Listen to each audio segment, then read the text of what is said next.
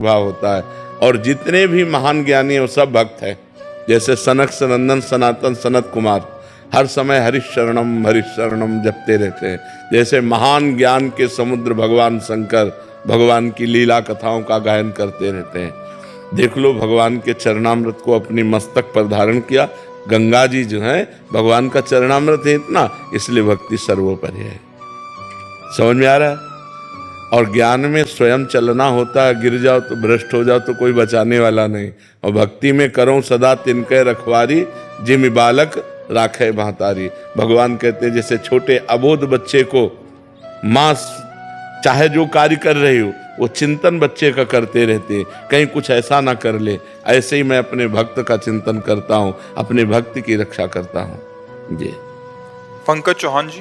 राधे राधे महाराज। राधे राधे महाराज जी। महाराज जी, पर्याप्त समृद्धि प्राप्त होते हुए भी मन अशांत और व्यथित रहता है। कभी अपने प्रियजनों की चिंता, कभी अकारण दुख। ये दुख कभी कभी दुर्गुणों की तरफ आकर्षित कर लेता है। हाँ, क्योंकि देखो हम बताएं, हम परमात्मा के अंश हैं।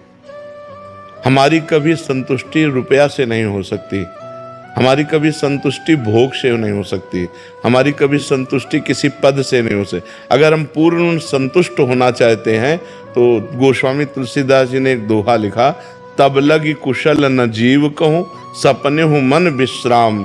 जब लग भजत न राम कहूँ, शोक धाम तज काम।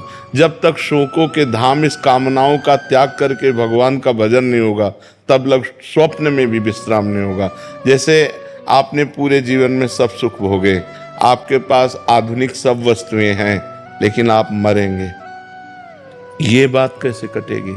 और जब मरेंगे तब शरीर छूटेगा, स्त्री छूटेगी, पुत्र छूटेगा, मकान छूटेगा, बैंक बैलेंस छूटेगा, जो जो आपका सब छूट जाएगा। अब आगे आप क्या जन्मेंगे जा करके? क्योंकि जीव तो अविनाशी है। शरीर छूटना कोई अंतिम विश्राम तो है नहीं। शरीर छूट गया, अब हम क्या किस योनि में जाएंगे? पशु पक्षी बनेंगे, कीड़ा मकोड़ा बनेंगे, क्या बनेंगे? तो जो मन को सुख चाहिए वो परमात्म सुख है, और परमात्म सुख बिना भजन के अनुभव में नहीं आता। और हम लोग बहिर्मुख हैं, मतलब बाहर संसार को सत्य मानने वाले, तो लगता है ये पद मिल जाए तो सुखी हो जाएंगे। इतना ऐसा बस केवल वो गणित चलती रहती है और सुख कहीं नहीं मिला, आज तक कहीं नहीं मिला। आप बताओ कहाँ सुख मिला? सुख का मतलब है, सुख की पहचान है, जब वो सुख मिलेगा तब हृदय से निकल पड़ेगा, अब कछुनाथ न चाहिए मोरे, अब नहीं चाहिए। वो कब मिला? जब केवट भगवान के चरणों को धो रहा है। जब भगवान के चरणों को पाया तो हाथ उठा के भगवान से कह रहा है, बहुत काल में कीन मंजूरी, आज दीन विधि भल सब पूरी। अब कछुनाथ न चाही मोरे, दीन दयाल अनुग्रह तोरे। हे दीन बंधु, आपकी कृपा से आज मैं वो सुख प्राप्त कर पाया। अति आनंद उमग अनुरागा, चरण सरोज पखारन।